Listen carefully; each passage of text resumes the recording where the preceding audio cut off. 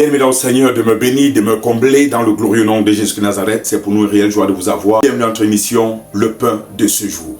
Donne-nous aujourd'hui notre pain quotidien. Le Seigneur va te faire du bien pendant que tu nous écoutes radicalement et que tu prêtes une oreille attentive à cet enseignement qui apportera un plus dans ta vie. Nous allons parler d'un mystère, les clés de la réussite. La pensée de Dieu pour tout homme, c'est que l'homme réussisse. Dieu n'a pas créé l'homme pour qu'il soit un échec, mais Dieu a créé l'homme pour qu'il soit un succès, pour qu'il vienne sur la terre pour prospérer et réussir. L'erreur de l'Église, c'est de nous amener à croire que nous sommes nés pour être pauvres. Il faudrait tout perdre sur la terre pour tout gagner dans le ciel demain. Non. Jésus a dit, il n'y a personne qui a quitté son père, sa mère, ses frères et ses sœurs pour me suivre, n'obtiendra dans ce siècle-ci le centuple 100 fois ce qu'il a perdu, et dans le siècle à venir la vie éternel. Christ, nous avons la capacité, le potentiel, l'obligation spirituelle de recevoir, d'obtenir sur la terre des hommes 100 fois plus ce qu'on a laissé en Égypte. Il a tout de même dit, et vous verrez la différence entre ceux qui me craignent et ceux qui ne me craignent pas. Il y a une véritable différence qui sera imposée dans notre génération. Et cette différence ne sera pas seulement marquée par notre impact sur le spirituel, mais cette différence sera tout de même impactée, influencée par notre impact sur le social et sur le physique. Notre Seigneur Jésus, lorsque les disciples lui ont demandé, Seigneur, enseigne-nous à prier, comme Jean a enseigné à ses disciples, il a dit, notre Père qui est dans les cieux, que ton nom soit sanctifié, que ton règne vienne et que ta volonté soit faite sur la terre, sur la terre, sur la terre, sur la terre, comme dans le ciel, comme dans le ciel. La volonté parfaite de Dieu, ce qui règne dans le ciel, doit être manifesté aussi sur la terre. Que les bontés éternelles de Dieu qui sont dans les cieux soient aussi manifestes sur la terre des hommes. Je viens par le biais de cet enseignement te parler des clés qui permettront que tu réussisses.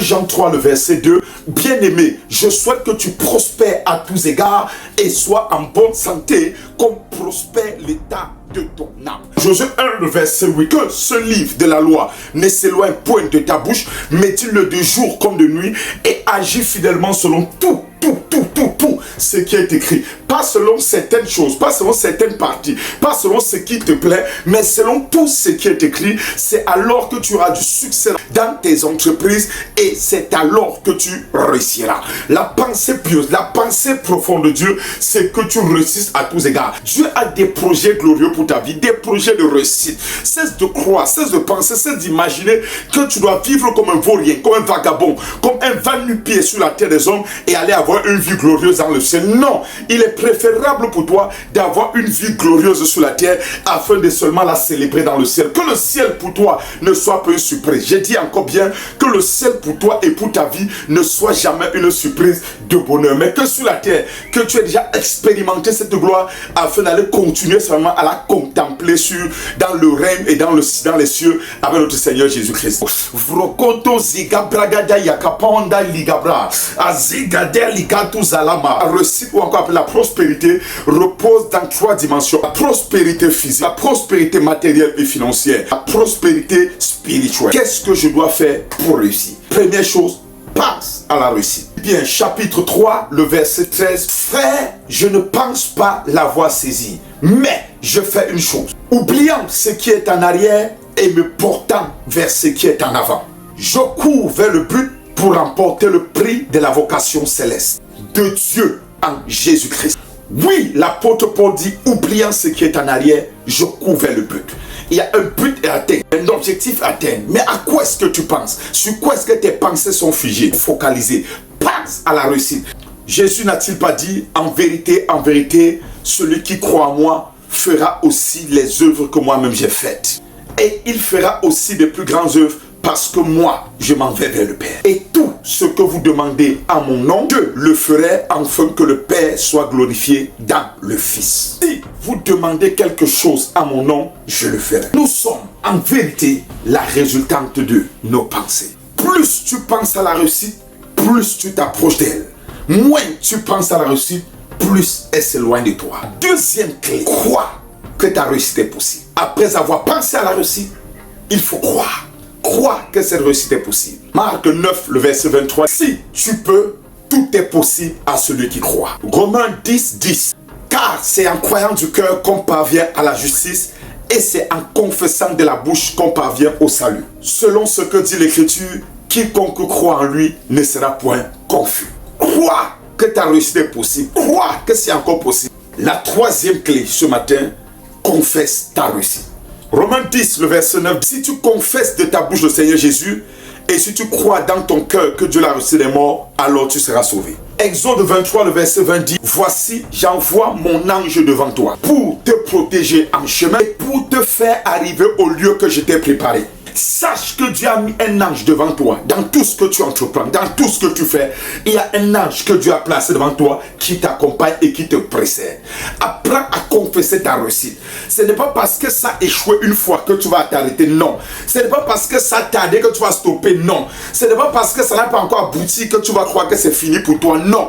Apprends à confesser. Et des confessions positives, et des confessions vivantes, et des confessions qui peuvent provoquer Dieu à opérer un miracle obligatoire dans ta vie, et des confessions qui peuvent même propulser un miracle accidentel à se provoquer dans ta vie, et des confessions positives. Ne vois jamais avec les yeux physiques, mais vois avec les yeux de l'esprit, vois avec les yeux du cœur, vois avec les yeux de Dieu.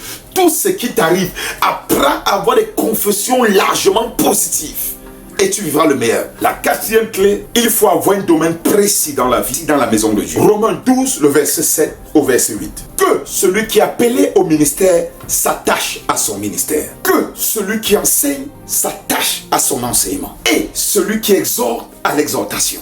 Celui qui donne le fasse avec libéralité. Que celui qui préside le fasse avec zèle. Que celui qui pratique la miséricorde le fasse avec joie. Ne sois pas dispersé. Ne sois pas partout en même temps. Ne cherche pas à tout faire. Et un domaine précis. Dans la vie active, c'est le domaine dans lequel tu t'appliques que tu réussis. Ne cherche pas à t'appliquer dans un domaine qui n'est pas ton domaine. Là, tu vas échouer. Dans le ministère, dans les affaires, dans les entreprises, dans tout ce que tu en fais, tu entreprends, reste dans un domaine très précis et là, tu réussiras. C'est la raison pour laquelle la quatrième chose, c'est avoir un domaine très précis dans la vie et dans l'église. La cinquième clé, tu dois t'équiper. La réussite, en vérité, ne vient pas en un jour. Tu dois t'équiper. Un temps d'équipement spirituel, physique, intellectuel, matériel. Il y a un temps pour l'équipement. La main ne tombe plus du ciel. Même notre Seigneur Jésus, notre frère, a pris 18 ans pour s'équiper pour un ministère de 3 ans. Combien de temps est-ce que toi tu prends pour l'équipement? Quelqu'un a pris 18 ans pour 3 ans seulement de ministère. Combien de temps as-tu pris? Prends du temps pour t'équiper. La sixième clé, il faut te discipliner. Car la meilleure discipline, c'est celle de s'éloigner du péché. 1 Pierre 3, le verset 10. Car si quelqu'un veut aimer sa vie et voir des jours heureux, qu'il préserve sa langue du mal et ses lèvres des paroles trompeuses.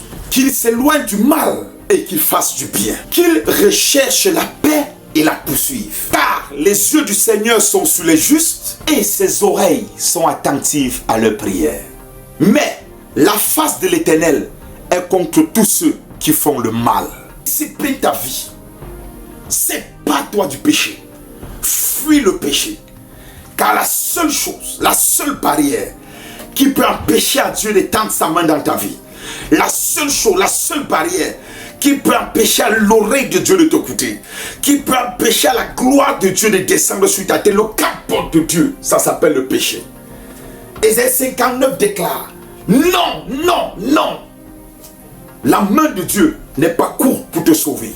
Son oreille n'est pas dure pour t'écouter. Mais c'est ton crime et ton péché qui met une barrière entre Dieu et toi et qui l'empêche d'entendre ta voix. Car tes mains sont souillées.